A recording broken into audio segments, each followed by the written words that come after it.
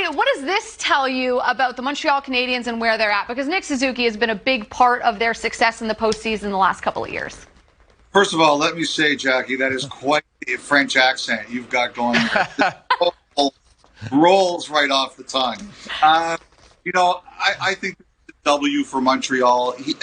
I don't know if he's ever going to be an 80 to 90 point guy, but I think he's a number one center in the league. He's got a good two-way game. He's played really well for them in a couple of playoffs now, one in the bubble and one last year. He doesn't seem bothered by much or intimidated by much. And, after what happened to them with Kotkaniemi, don't screw around. Get your guy signed so there's no more funny business. The other thing, too, I think this is big about, guys, is that, Weber's not playing. Price is not there right now. There's been some bad news around the Canadiens. I think you start the season with some good news on the team. I like that. I think it's a good way to start the year. Well, there's no question that they believe in Nick Suzuki, right? This is what happens with young players and management groups. They have to make that decision. Do you see him as a core guy? And they see him in that role, so they've paid him today. They've paid him an awful lot of money. We'll see how it plays out. Here's my question about Nick Suzuki. He had some funny comments today in the media, Elliotte, talking about, I was talking to my brother, and I felt like I was playing NHL 20, and I could just get whatever contract I want. I mean, Elliotte, you're talking to these front office guys all the time. How do you think Marc Bergevin would react to that commentary this morning? Well, first of all, this makes me I realize I'm really old and I have nothing in common with these young players. You know what? The thing is, I don't think that Bergevin would have any problem with that. As a matter of fact, you know what I see that as, Jackie? I see it as very relatable. I bet you a lot of hockey fans, young hockey fans especially, are going to hear Nick Suzuki say that, and they're going to be like, "That's cool. I just signed. I play NHL 20, and Nick Suzuki plays NHL 20." I think things like that, they really relate. I think they really relate with the young generation, and I like that. I like those kinds of comments. Yeah, nice promo for the game, too. And Marc Bergevin, he has quite a sense of humor. He once hid plates in my purse at a golf tournament, and I just, had a bunch of plates in my purse. I was like, what happened? He was over in a corner just waving. I was like, oh, this is you. Okay, yeah. Cool. Moving right along, let's talk about Alex Ovechkin. What is the latest on him, and can we expect to see him, or when do you think we can expect to see him on the ice? I figure now, I know I'm supposed to be this great insider, but when it comes to injuries in the National Hockey League, I don't get a lot of information. I mean, I felt bad for the Capitals beat reporters this morning, tweeting he's on the ice, he's off the ice, he's back on the ice. Look, I think he's going to do everything he can to play. One of Ovechkin's greatest skills, aside from his fantastic shot, is that he is durable. He doesn't miss a lot of games. I think the other thing, too, is you look at that Washington lineup without Ovechkin and Backstrom in it, it's thinner. And I think he realizes that, and I think he's going to do everything he can to play. I just can't give you a definite answer. Yeah, you're bang on there. He doesn't miss a game unless he's, dead or something. Get out of bed, whatever. Suspended, who knows? And even if he plays on one leg and he's sit there in that one-timer position, he's going to be pretty effective. Just to go back, one thing on Nick Suzuki, it seems like all these entry league guys, Matthews, McDavid, Matthew Tkachuk, after 2 or 3 years, they're getting these massive contracts. It's different than 20 years ago when I played out of my ELS. I signed, I think, 5 QOs to get to a UFA. How do you solve that? And I'm all for players getting money, all for that. But if you're Gary Bettman, how do you solve that? You go from making $1 million to making, 8, 9, 13 million.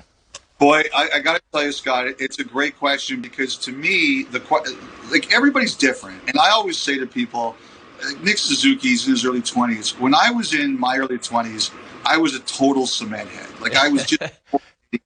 And if you would have said to me, you're being given $8 million and you're going to be the focal point of the team, I would not have been prepared for it. And I think generally younger players now are prepared for it better, but there's still going to be the odd one who has trouble handling it.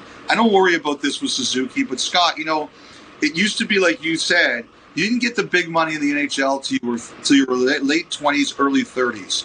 This new generation of player, this new generation of young person, they're not interested in that. They want to get the money as soon as they possibly can, and I don't have a problem with it because you're worth what someone's willing to negotiate with you.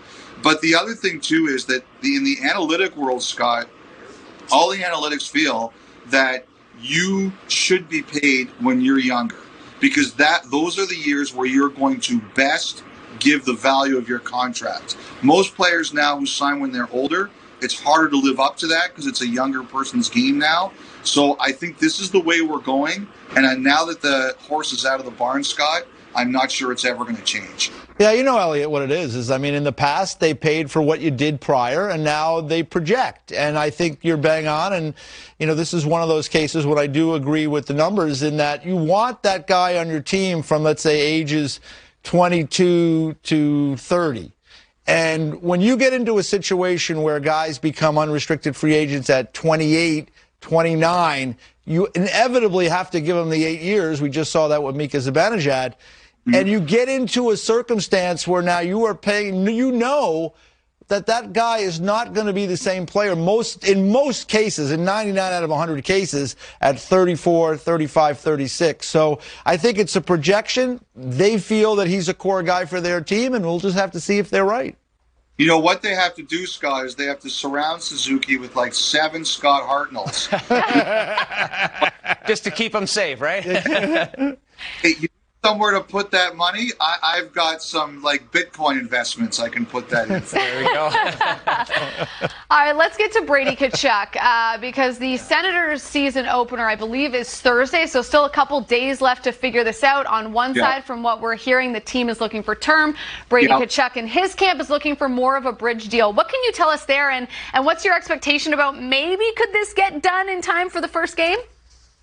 You know, Jackie, I always try to be optimistic, and I like first day of training camp is the pressure point. I don't believe that. Last week the Senators were saying we might have to be prepared for not starting the season without Tkachuk. I think that's a little bit of talk and rhetoric. I don't get caught up in this. I do think this, and Scott, you can speak to this more than anybody else does. Whenever you miss games, like regular season games, it changes the dynamic. And I think both sides of the Senators and Tkachuk have tried to keep this from getting nasty. I think if we get into a situation and their first game is Thursday where he misses games, I think it's going to go sideways. I think there's going to be a problem. I look at it this way. If I'm the Ottawa Senators, I'm trying to build up my fan base. I'm trying to sell tickets. I think in this case, the player has a little bit more of the hammer if he's not willing to budge. If I'm the Ottawa Senators, I look at Josh Norris, I look at Drake Batherson, I look at Thomas Chabot, I look at Shane Pinto, I look at all my young players, and I'm saying these guys like playing with each other, and we've got a chance. I'll bet on us that I'm giving Brady Tkachuk a 3-year deal. Now, I don't sign the checks. I don't know if they'll agree with that.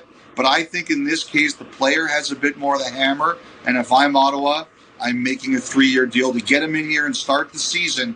Because I think if Ottawa starts the year really well, I think there's a chance of a positive snowball of momentum. I completely agree with you, Elliotte. I think this is one of those ones they got to read the tea leaves, and I think they should get him signed and maybe give on that. Let me ask you this. Do you think this is, like, I feel this is a different deal just because it's so unique. You know, Brady's dad is someone that had a lot of success in the National Hockey League for a long time. I mean, he could be someone that could be in the Hall of Fame someday. You have his brother is in the league as well. I mean, they understand the business here. Do you think it's different because of the background? I do. I think it's different because of the background. I think it's also different because of the family personality. The Tkachuks are not shy. They are confident. They believe in themselves and their position.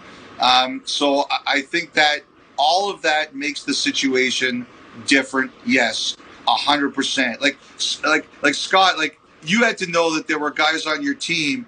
They were guys who were not afraid to sit out, and you had to know there were guys on your team when push came to shove. They were total cowards, and they were coming. But the Tkachuks, those guys aren't afraid. Oh, they play the game the right way. They're around the net. They're having body checks. They're sticking up for their teammates. They do play the game the right way. And you'd think if you're the GM, the owner of the Ottawa Senators, you get those guys signed ASAP for sure. All right, well, time will tell. We are running out of time. So, Elliotte, really, really quick, just the latest on Kraftstoff and the New York Rangers.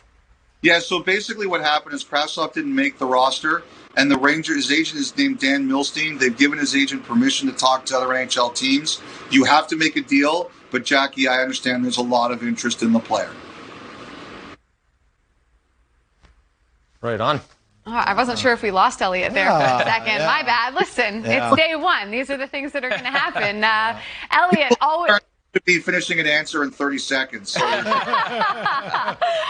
listen, Elliotte, always a pleasure to see you. Happy opening night. I don't know how long you're going to be clean shaven for. I don't know if you'll have a beard by your next hit, but it's always nice talking to you, and enjoy the games tonight.